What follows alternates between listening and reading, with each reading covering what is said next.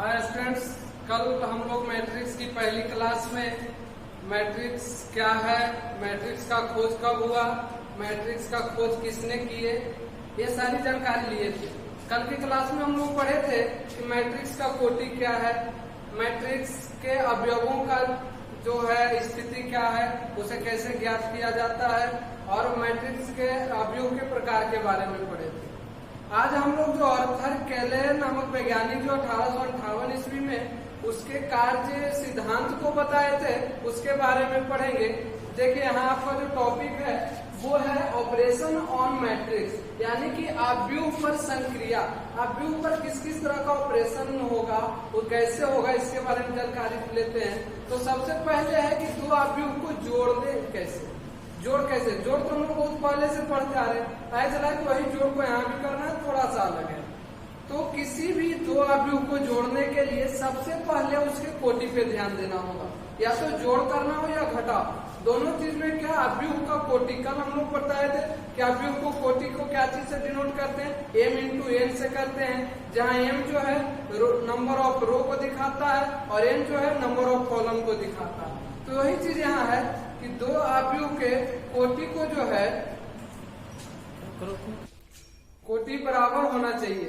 तो देखिए अगर यहाँ लिखे हैं matrix of A I J plus matrix of B I J और दोनों का कोटि बराबर है, तब दोनों को जोड़ने पे ए I J plus B I जे होगा। तो ये आपको समझ में आ गया होगा कि ए आई जे क्या है। ए आई जे जो है आपके मैट्रिक्स के, आपके अवयव के एलिमेंट की स्थिति है, अवयव की स्थिति है।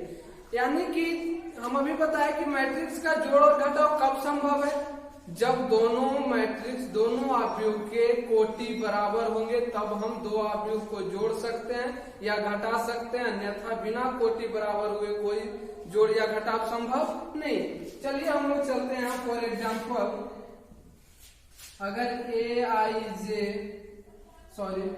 यहाँ A11, A12, A21, A22, यहाँ आप कोई एलिमेंट को भी रख सकते हैं, हम डायरेक्ट इसको रख कर देख रहे हैं। और ये मैट्रिक्स ऑफ ए है, ये क्या है, मैट्रिक्स ऑफ ए, और आपको दे मैट्रिक्स ऑफ बी बराबर B11, B12, B21 और B22। तो क्या देख रहे हैं, यहाँ दोनों का जो है ऑर्डर इक्वल है, ये भी 2 इंटू 2 ऑर्डर का है और ये भी 2 इंटू 2 ऑर्डर का है। तो अभी हम बताएं कि जब तक दोनों का कोटि समान नहीं होगा जोड़ या घटाव संभव नहीं है।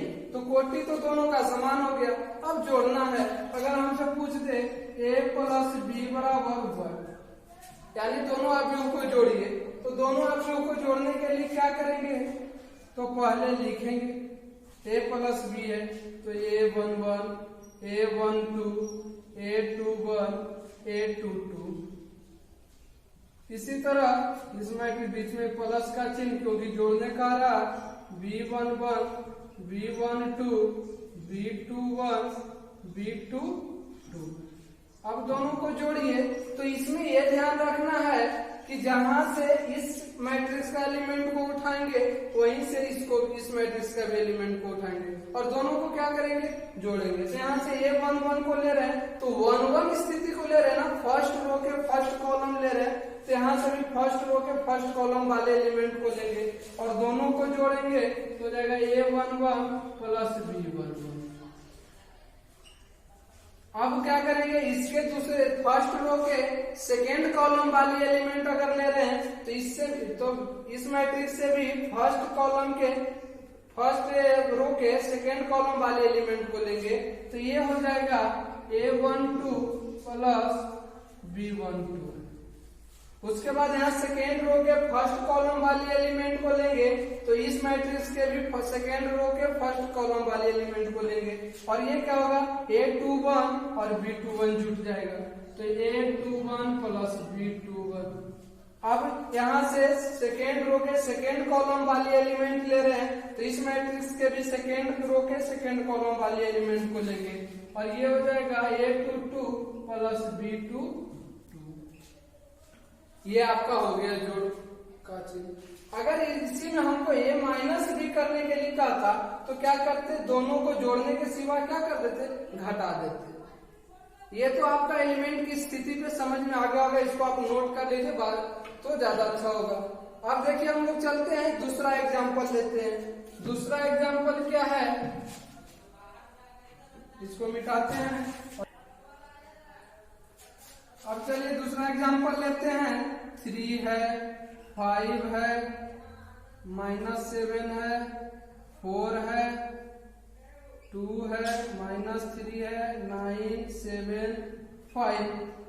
ये मैट्रिक्स ऑफ ए है और मैट्रिक्स ऑफ बी जो है वो है 5, 6, 7, 9, 3, 2, 2, -1, -5। और क्या है कि दोनों को जोड़ना, बीच में चिन्ह क्या चीज का दिया हुआ है, जोड़ना। तो जोड़ने के लिए कब संभव है, सबसे पहले देखेंगे कि दोनों मैट्रिक्स का कोटि समान है या नहीं। तो ये भी 3x3 का ऑर्डर का मैट्रिक्स है, ये भी 3x3 ऑर्डर का मैट्रिक्स है, यानी दोनों अवयवों का कोटि समान है, यानी जोड़ या घटाव संभव है। तो क्या कर रहा है, जोड़ने के लिए कह रहा है ना बाबू, तो चलिए जोड़ते हैं। तो यहाँ से लेंगे फर्स्ट रो के फर्स्ट कॉलम वाले एलिमेंट को, 3 को लेंगे तो यहाँ से भी तो फर्स्ट कॉलम और फर्स्ट रो और फर्स्ट कॉलम वाले एलिमेंट को लेंगे ना, तो यहाँ से 5 को लेंगे। तो 3 और प्लस 5, तो 3 + 5। अब यहाँ से ले रहे A22 का, तो यहाँ से B ये 1 2, तो यहाँ से भी 1 2 का लेंगे। तो ये क्या है, -7 + 6 होगा। उसके बाद यहाँ से लेंगे तो ये 4 और यहाँ क्या है 7, बीच में चिन्ह प्लस का क्योंकि जोड़ना है। यहाँ से 5, यहाँ से 9। आपको समझाने के लिए लिख रहे हैं, अगला बार से आप लोग डायरेक्ट करते चल जाइएगा तो समझ में आ जाएगा, तो अभी समझाने के लिए लिख रहे हैं। यहाँ से जब ले रहे हैं 2 2 को, तो यहाँ से भी 2 2 स्थिति वाले एलिमेंट लेंगे, तो 2 + 3 हो जाएगा। यहाँ -3 है तो यहाँ 2 है, तो -3 + 2। यहाँ से 9 लेंगे तो यहाँ से 2, तो 9 + 2 ये 7, यहाँ से -1, तो 7 + -1 और 5 + -5। इस तरीके से हो गया। अब इसको कीजिए तो क्या होगा, 3 + 5 8, -7 + 6 -1, 4 + 7 11, 9 और 5 + 9 14, 2 + 3 5, -3 + 2 -1, 9 + 2 11, 7 ± -1 तो 6 और 5 -5 तो 0। ये आपका क्या हुआ, जोड़ हो गया। तो क्या अवयव का जोड़ करना कितना आसान है। इसी तरह से अगर हमें घटाव करने के लिए कहे तो क्या घटाव नहीं कर सकते हैं। जहां जहां बीच में जोड़ का चिन्ह दिए, अगर यहाँ घटाव का चिन्ह रहेगा तो सब में घटाव का चिन्ह कर देंगे और क्या करेंगे, घटा देंगे। तो क्या घटाना आसान है या नहीं। लेकिन ध्यान रखना, जोड़ और घटाव दोनों में जब तक कोटि समान नहीं हो तब तक संभव नहीं है। इसलिए क्योंकि अगर दोनों का कोटि समान होगा तब तो दोनों में एलिमेंट भी समान होगा, एलिमेंट का स्थिति भी समान रहेगा, तब तो दोनों से सेम स्थिति वाले एलिमेंट को उठाकर दोनों को जोड़ या घटाव करेंगे। ये आपको अभी तक समझ में आ गया होगा, जोड़ और घटाव। उसके बाद आपका जो है वो है स्केलर मल्टीप्लीकेशन, यानी अदिश का गुना। किसी भी अवयव में हम किसी स्केलर को कैसे गुना करेंगे ये पढ़ते हैं अगला क्लास में। तो ये देखिए नेक्स्ट टॉपिक जो है स्केलर मल्टीप्लीकेशन, ये हम बताते हैं आपको। कोई भी अवयव है जैसे Aij, अगर ये अवयव है और उसमें अल्फा को अगर गुना करेंगे तो अल्फा इंटू Aij, क्योंकि मल्टीप्लीकेशन पढ़ रहे हो वही किसका, स्केलर का। अल्फा यहाँ क्या है, स्केलर है। Aij कोई अवयव है, जब उसमें गुना करेंगे तो इस तरीके से। तो ये क्या होता है हम बताते हैं आपको। अगर जैसे कि मैट्रिक्स ऑफ A बराबर लिख दिया है 5 6 3 2 और मैट्रिक्स ऑफ B बराबर 3 6 7 9 और इसमें क्या है आपको 3A + 2B = 1, 3a plus 2b बराबर 1, यानी मैट्रिक्स ऑफ ए के साथ एक स्केलर 3 को गुना करना है और मैट्रिक्स ऑफ बी के साथ एक स्केलर 2 को गुना करना है और उसके बाद दोनों को जोड़ना। अभी तक जोड़ने के लिए तो पढ़ लिए, लेकिन अब क्या किया, एक स्केलर को कहा गुना करने के लिए। तो चलिए सबसे पहले क्या करेंगे, मैट्रिक्स ऑफ ए में कितना को गुना, तो 3 को, तो 3 into 5 3 6 2 plus 2 into matrix of B 3 7 6 9। तो ये जब स्केलर का मल्टीप्लिकेशन है क्या, किसी भी अवयव में किसी संख्या को गुना करना है तो उस अवयव के जितने सारे अवयव हैं सब में उस संख्या से गुना कर दीजिए। उस अवयव के सारे एलिमेंट के साथ क्या होगा, वो मल्टीप्लिकेशन उसका होगा। तो चलिए देखते हैं, तो ये क्या हो जाएगा, 3 का ये जितने सारे एलिमेंट है मैट्रिक्स ऑफ ए में सब में गुना करेंगे। तो 3 5 जा 15, 3 3 जा 9, 3 6 जा 18 और 3 2 जा 6। बीच में चिन्ह प्लस का, तो प्लस का। ये मैट्रिक्स ऑफ बी में किसको गुना करना है, 2 को। तो इसके अंदर जितने सारे एलिमेंट है सब में किसको गुना करेंगे, 2 को गुना करेंगे। तो 2 3 जा 6, 2 7 जा 14, 2 6 जा 12 और 2 9 जा 18। अब क्या इसको जोड़ना है, जोड़ने के लिए भी आपको बताया था आसानी से जोड़ सकते हैं। अगर इसमें माइनस का चिन्ह रहता तो यहाँ भी माइनस का चिन्ह होता और उसके बाद क्या होता, यहाँ भी माइनस का चिन्ह होता। माइनस में कंफ्यूजन ना हो इसके लिए इसको घेर देंगे ताकि ये ना लगे कि ये -2 है। अब क्या करेंगे, घटाना है, तो घटाने के लिए हम क्या बताए कि दोनों का अवयव इक्वल होना चाहिए और कोटि इक्वल होना चाहिए, कोटि इक्वल है। तो घटाते हैं, 15 में से 15 है, उसमें से 6 -6 होगा तो कितना बचेगा, 9। ये 9 से -14 तो क्या हो जाएगा, -5। 18 -12 6 और 6 -18 -12, ये हो गया घटा। तो अभी तक हम लोग क्या क्या पढ़ लिए, अब जोड़ घटाव सीख गए, किसी नियतांक को गुना करके उसके साथ जोड़ घटाव कर देंगे, यहाँ तक हम लोग सीख लिए। अब सबसे जो इम्पोर्टेंट चीज इसमें है वो अवयव का गुना है, आगे हम लोग उसको पढ़ते हैं। चलिए गुना है ना, अवयव का गुना पढ़ना। अवयव का जोड़ घटाव में क्या था कि जब तक दोनों अवयव का कोटि समान नहीं होगा जोड़ या घटाव संभव नहीं है। लेकिन गुना में क्या है, जब दो अवयव को गुना करना है तो अगर यदि उसका कोटि समान है तब तो गुना करना आसान है। लेकिन क्या अगर दोनों अवयव का कोटि समान नहीं है तब गुना करना संभव है, ये एक प्रश्न गुना में उठता है। तो हर स्थिति में नहीं संभव है, कुछ ऐसे स्थिति है जिसमें कुछ टर्म एंड कंडीशन है जिसमें कि गुना करना संभव है। चलिए देखते हैं, हम लिखे भी हैं कि दो अवयव को गुना करने के लिए अवयव के कोटि समान होना चाहिए। वो तो जोड़ घटाव में भी समान था, गुना में भी समान होना चाहिए।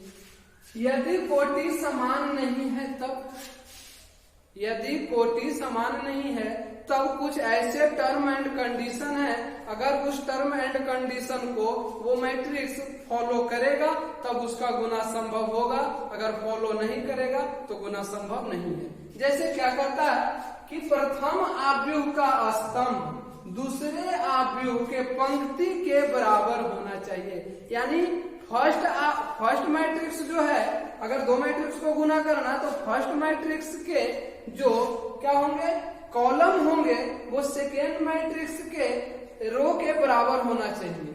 चलिए सबसे पहले हम लोग पढ़ते हैं, जो दोनों का कोटि इक्वल होगा तब कैसे गुना करेंगे। दोनों का कोटि इक्वल होगा तब कैसे गुना करेंगे, उसके बाद इसमें चलते हैं। चलिए यदि एक है मैट्रिक्स ऑफ ए बराबर A11 A12 A21 A22 और मैट्रिक्स ऑफ बी बराबर है B11 B12 B21 B22 और कहे कि A इंटू बी बराबर 1, यानी दोनों मैट्रिक्स को गुना करना है। तो पहले दोनों का ऑर्डर देखेंगे क्या है, 2 into 2 का ऑर्डर है ना बाबू, 2 रो 2 कॉलम है। तो क्या अभी बताया कि जब दोनों अवयव का कोटि समान है तब गुना करना आसान है, कर सकते एकदम कोई दिक्कत नहीं। तो चलिए कीजिए गुना। तो A11 A12 A21 A22। जरा ध्यान दीजिएगा क्योंकि गुना ही इसमें थोड़ा सा बच्चे लोग कंफ्यूज करते हैं गुना करते समय, तो शुरू से ही थोड़ा केयरफुल होकर ध्यान दीजिएगा ताकि अच्छे से समझ में आ जाए। चलिए दोनों को गुना करना है, तो गुना करने का नियम है रो गुने कॉलम। सिर्फ ध्यान रखने के लिए ये चीज बता देते हैं, ये चीज दिमाग में रखिएगा। रो गुने कॉलम यानी फर्स्ट मैट्रिक्स का रो लेंगे और सेकेंड मैट्रिक्स का कॉलम लेंगे। फर्स्ट मैट्रिक्स का रो लेंगे, सेकेंड मैट्रिक्स का कॉलम लेंगे। चलिए फर्स्ट मैट्रिक्स का रो R1 ले रहे हैं, तो इसके साथ किसको गुना करेंगे, C1 को। तो चलिए गुना करते हैं। तो इसके A11 इसके क्या करेंगे, B11 से गुना करेंगे। तो जगह A11 इंटू B11, बीच में चिन्ह प्लस का देंगे। अब क्या करेंगे, इसके दूसरे एलिमेंट को फर्स्ट रो के दूसरे एलिमेंट को ले रहे हैं, तो फर्स्ट कॉलम के भी दूसरे एलिमेंट को लेंगे। तो क्या हो जाएगा A12 इंटू B21, यानी इसका पहला एलिमेंट इसका पहला एलिमेंट, इस रो का दूसरा एलिमेंट तो कॉलम का दूसरा एलिमेंट। क्यों, क्योंकि हम अभी बताए गुना में रो गुने कॉलम होता है। पहला रो लेंगे तो इसका कॉलम लेंगे, उसमें क्या था रो तो रो कॉलम तो कॉलम जोड़ घटा में, लेकिन इसमें ऐसा नहीं होता। तो क्या किए, फर्स्ट रो को फर्स्ट कॉलम से गुना कर लिए। अब यही तो एक एलिमेंट बन गया। अब फर्स्ट रो को सेकेंड कॉलम से गुना करेंगे, तो फर्स्ट रो को सेकेंड कॉलम, तो फर्स्ट रो के फर्स्ट एलिमेंट तो सेकेंड कॉलम का भी फर्स्ट एलिमेंट। तो क्या हो जाएगा A11 गुने B12 और A12 plus A12 into B22। क्या किए, इसका फर्स्ट एलिमेंट तो इसका भी फर्स्ट एलिमेंट, फिर बीच में प्लस का चिन्ह, इसका सेकेंड एलिमेंट तो इसका भी सेकेंड एलिमेंट। अब दोनों को गुना किए, इसलिए क्योंकि जब फर्स्ट रो को फर्स्ट कॉलम से किए तो वो एक एलिमेंट बना गुना करके, जब फर्स्ट रो को सेकेंड कॉलम से किए तो वो दूसरा एलिमेंट बना। अब चलिए फर्स्ट रो का तो दोनों कॉलम के साथ हो गया ना, अब क्या करेंगे, सेकेंड रो को बारी बारी से दोनों कॉलम के साथ गुना करेंगे। तो ये R2 है, रो 2, तो रो 2 को पहले किससे करना है, फर्स्ट कॉलम से करना है। तो इसके फर्स्ट एलिमेंट इसका भी फर्स्ट एलिमेंट को लेंगे। तो ये क्या हो जाएगा A21 इंटू B11, बीच में प्लस का चिन्ह, इसके सेकेंड एलिमेंट तो इसका भी सेकेंड एलिमेंट। तो A22 इंटू B21। ये देखिए सेकेंड रो को फर्स्ट कॉलम से जब गुना कर लिए तो मेरा एक एलिमेंट बन गया। अब क्या करेंगे, सेकेंड रो को सेकेंड एलिमेंट के साथ सेकेंड कॉलम के साथ करेंगे। तो चलिए कीजिए।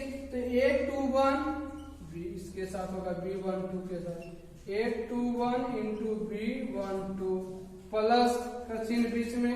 अब क्या करेंगे, A22 इंटू B22 का हो गया गुना।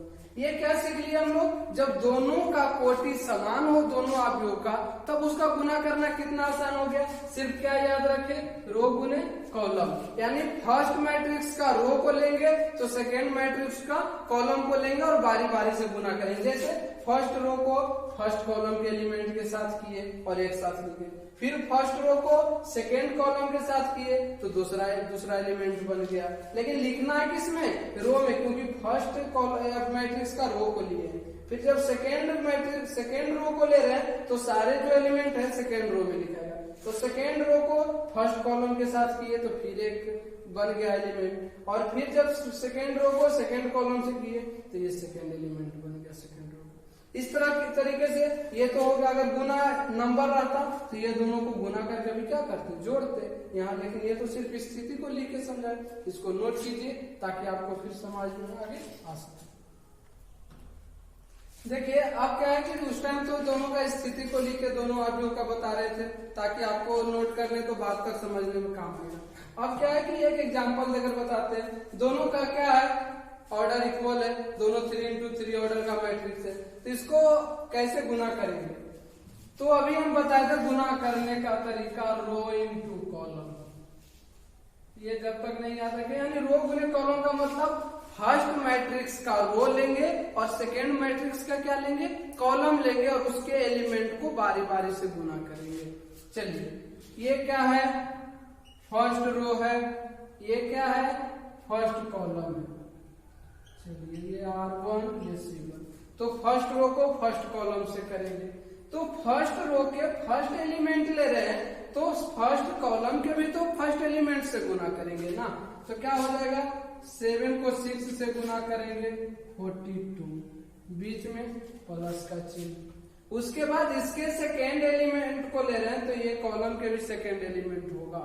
तो क्या हो जाएगा, 3 को 4 से गुना करेंगे तो 12 प्लस, अब इसके थर्ड एलिमेंट को ले रहे हैं तो इसके भी थर्ड एलिमेंट को लेंगे और क्या हो जाएगा, 2 बचे 10। अगर इसका चौथा एलिमेंट होता तो इसका भी चौथा एलिमेंट से गुना करते, इसका 10वां एलिमेंट रहता तो इसका भी 10वां एलिमेंट से, क्योंकि अभी क्या पढ़ रहे हैं, दोनों का ऑर्डर इक्वल पढ़ रहे हैं तो आराम से कर सकते थे। और इसमें क्या करते, आगे प्लस करके ऐड करते जाते, लेकिन 3 तक है इस कारण थी। तो क्या फर्स्ट रो को फर्स्ट कॉलम से काम कर लिए, यानी एक एलिमेंट मेरा बनकर तैयार हो गया।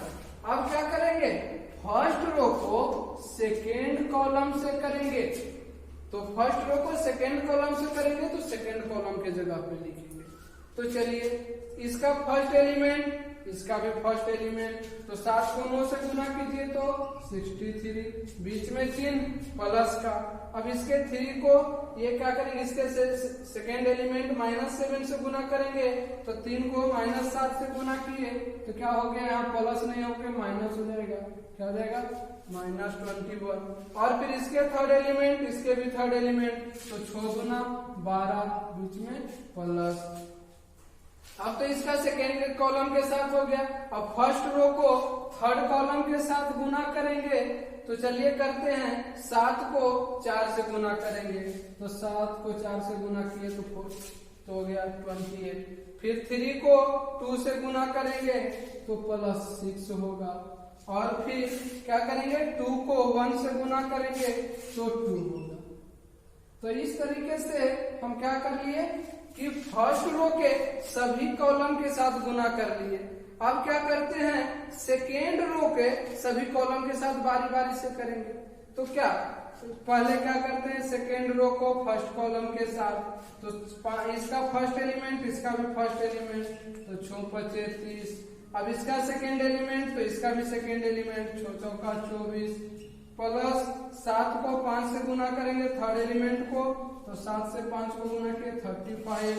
अब क्या करेंगे, सेकेंड रो को सेकेंड कॉलम के साथ, तो 5 को 9 से किए तो 45। उसके बाद 6 को -7 से किए तो -42। और फिर इसके थर्ड एलिमेंट को इसके थर्ड एलिमेंट से किए तो फिर +42। अब क्या किए, यही सेकेंड रो को फर्स्ट कॉलम सेकेंड कॉलम से किए, अब थर्ड कॉलम से भी कर लेंगे। तो 5 को क्या किए, 4 से गुना करेंगे तो क्या हो जाएगा 20 प्लस 6 को 2 से तो 12, -6 को 2 से तो 12। अब क्या करेंगे, 7 को 1 से तो 7। अभी तक क्या देखे कि फर्स्ट सेकेंड रो को फर्स्ट कॉलम से किए तो यहाँ लिखे, सेकेंड रो को सेकेंड कॉलम से किए तो यहाँ लिखे, और सेकेंड रो को थर्ड कॉलम से किए तो यहाँ लिखे। इसमें आप प्लस माइनस का थोड़ा विशेष ध्यान रखिएगा, क्योंकि गुना थोड़ा ज्यादा बड़ा होता है। अगर कहीं मिस्टेक होगी तो आपको फिर चेक करने में अच्छा खासा समय बर्बाद होगा।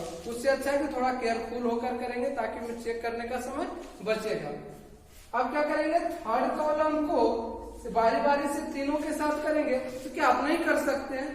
अभी तक 2 कॉलम के साथ किए तो आपको समझ में आ गया होगा कि थर्ड कॉलम को भी उसी तरह बारी बारी से करते जाना और लिखते जाना, और लास्टली क्या करना, सबको फिर ऐड कर देना, जहाँ माइनस से माइनस कर देंगे वो मेरा फाइनल रिजल्ट होगा। तो क्या आपको हमें जो उम्मीद है कि आपको ये जो है इक्वल ऑर्डर इक्वली ऑर्डर वाले मैट्रिक्स का गुना करना आ गया होगा।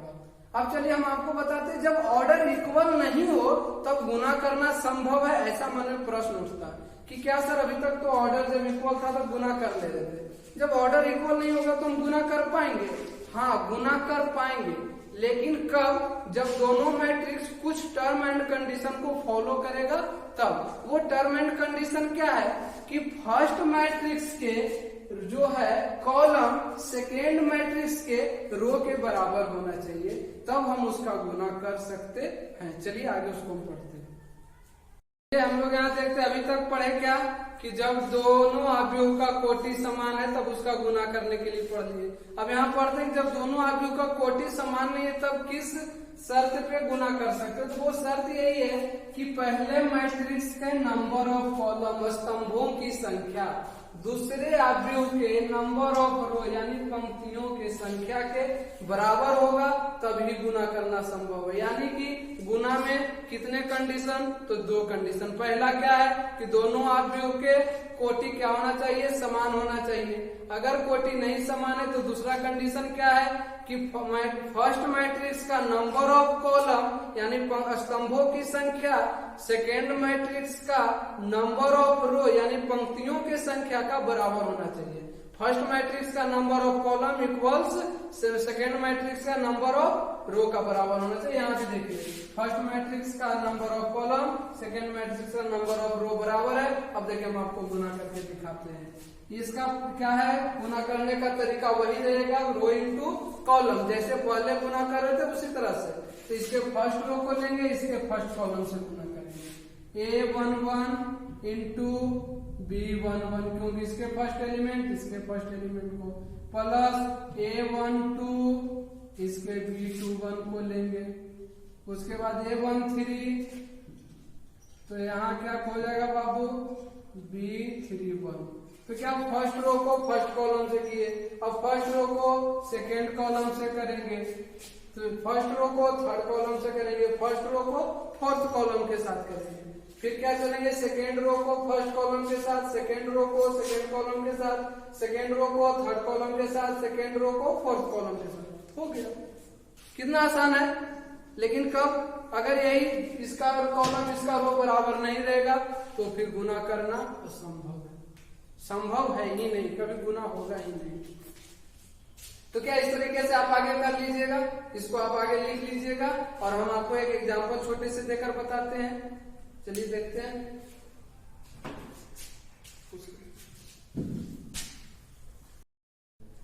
अभी जो हम लोग बता रहे बनाए अभी, वो जो आगे आपका बाकी लिखने के लिए बोले वो क्या चीज था?